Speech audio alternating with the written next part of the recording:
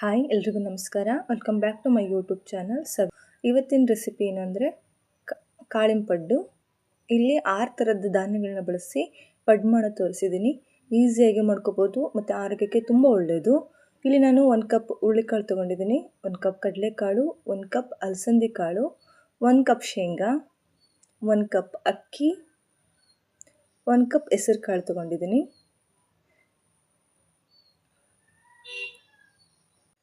ಅಳತೆಯಲ್ಲಿ ಹೆಚ್ಚು ಕಡಿಮೆ ಆದರೂ ನಡೆಯುತ್ತೆ. ಈಗ ನಾವು ಇವನ್ನ ಚೆನ್ನಾಗಿ ತೊಳೆಯೋಣ. 2 ಸರಿ ತೊಳಿಬೇಕು. ನಾವು ಬೆಳಗ್ಗೆ ಮಾಡಬೇಕು ಅಂದರೆ ಪಡ್ಡನ್ನು ರಾತ್ರಿ ತೊಳೆದು ನೆನೆ ಇಡಬೇಕು. ಸಂಜೆ ಮಾಡ್ತೀವಿ ಅಂದರೆ ಬೆಳಗ್ಗೆನೇ ತೊಳೆದು ನೆನೆ ಹಾಕಬೇಕು. ಒಂದು ಪಾತ್ರೆಗೆ ಹಾಕಿ 2 ಸರಿ ಚೆನ್ನಾಗಿ ತೊಳ್ಕೊಳ್ಳೋಣ. ಇದು ತುಂಬ ಆರೋಗ್ಯಕ್ಕೆ ಒಳ್ಳೆಯದು ಮತ್ತು ಈಸಿಯಾಗೂ ಮಾಡ್ಕೋಬೋದು.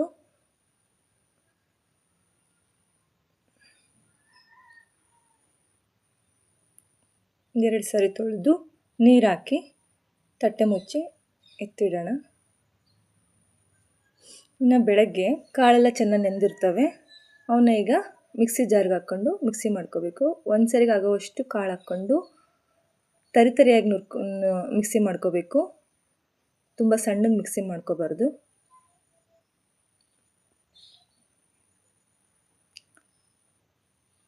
ಅದನ್ನೀಗ ಒಂದು ಪಾತ್ರೆಗೆ ತೆಗೆದೋಣ.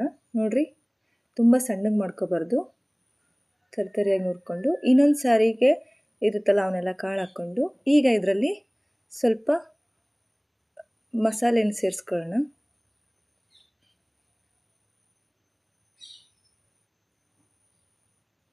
ಇಲ್ಲಿ ನಾನು 1 ಕಪ್, 1 ಇಡಿ ಆಗೋವಷ್ಟು, 1 ಮುಷ್ಟಿಗಿಂತ ಜಾಸ್ತಿನೇ ಇಡಿ ಆಗೋವಷ್ಟು ಕರಿಬೇವು ತೊಗೊಂಡಿದ್ದೀನಿ. ಕರಿಬೇವು ಜಾಸ್ತಿ ಹಾಕಿದರೂ ಒಳ್ಳೆಯದೇ. 1 ಇಡಿಯಷ್ಟು ಬೆಳ್ಳುಳ್ಳಿ ತೊಗೊಂಡಿದ್ದೀನಿ. ಸ್ವಲ್ಪ ಶುಂಠಿ ಹಾಕ್ಕೋಬೇಕು. ಈಗ 1 ಸ್ಪೂನಷ್ಟು ಜೀರಿಗೆ ಜಾಸ್ತಿ ಹಾಕಿದರೂ ನಡೆಯುತ್ತೆ. 2 ಈರುಳ್ಳಿನ ಹೆಚ್ಚು ಹಾಕ್ಕೋತಿದ್ದೀನಿ. ಈರುಳ್ಳಿ ಜಾಸ್ತಿ ಹಾಕಬಾರ್ದು, ಸೀದ್ಬಿಡ್ತವೆ ಪಡ್ಡು. 2 ಈರುಳ್ಳಿ, ಸಣ್ಣ ಈರುಳ್ಳಿನ ಹೆಚ್ಚಿ ಹಾಕ್ಕೋಬೇಕು. ಆಮೇಲೆ ಹಸಿಮೆಣ್ಸಿನ್ಕಾಯಿ, 1 ಇಡಿಯಷ್ಟು ಹಸಿಮೆಣ್ಸಿನ್ಕಾಯಿನ ನಮ್ಮ ಖಾರಕ್ಕೆ ಎಷ್ಟು ಬೇಕೋ ಅಷ್ಟು ಹಸಿಮೆಣ್ಸಿನ್ಕಾಯಿನ ಹಾಕ್ಕೋಬೇಕು, ಮುರಿದು ಹಾಕ್ಕೋಬೇಕು. ಇಲ್ಲಿ ನಾವು ಚಟ್ನಿ ಮಾಡೋ ಅವಶ್ಯಕತೆನೇ ಇಲ್ಲ. ಈಗ ಪಡ್ಡು ಮಾಡಿದರೆ ಇದರಲ್ಲೇ ಎಲ್ಲ ಸ್ಪೈಸಸ್ ಹಾಕಿರೋದ್ರಿಂದ ಬರೀ ಪಡ್ಡು ತಿಂದ್ರೇ ಸಾಕು ಅನಿಸುತ್ತೆ. ಚಟ್ನಿ ಅವಶ್ಯಕತೆನೇ ಇಲ್ಲ. ಈಗ ಇದನ್ನು ಮಿಕ್ಸಿ ಮಾಡ್ಕೊಂಬರೋಣ. ಇದನ್ನು ಅಷ್ಟೇ ತರಿಯಾಗಿ ಮಿಕ್ಸಿ ಮಾಡ್ಕೊಂಬರ್ಬೇಕು. ನೋಡಿ, ಮಿಕ್ಸಿ ಮಾಡ್ಕೊಂಬಂದಿದ್ದೀನಿ. ಈಗ ಅದಕ್ಕೆ ಸೇರಿಸ್ಕೋಬೇಕು. ಸೇರಿಸ್ಕೊಂಡು ಚೆನ್ನಾಗಿ ಕಲಿಸ್ಬೇಕು. ಉಪ್ಪು ಹಾಕಬೇಕು. ಈಗ ಎಷ್ಟು ಬೇಕೋ ಅಷ್ಟು, ರುಚಿಗೆ ಎಷ್ಟು ಬೇಕೋ ಅಷ್ಟು ಉಪ್ಪನ್ನು ಹಾಕ್ಕೋಬೇಕು. ಹಾಕ್ಕೊಂಡು ಚೆನ್ನಾಗಿ ಕಲಿಸ್ಬೇಕು.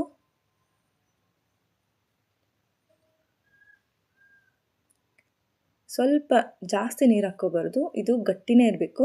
ಸ್ವಲ್ಪ ತುಂಬ ಗಟ್ಟಿ ಅನಿಸಿದರೆ ಸ್ವಲ್ಪ 1-2 ಸ್ಪೂನಷ್ಟು ನೀರು ಹಾಕ್ಕೊಂಡು ಚೆನ್ನಾಗಿ ಕಲಿಸ್ಕೋಬೇಕು.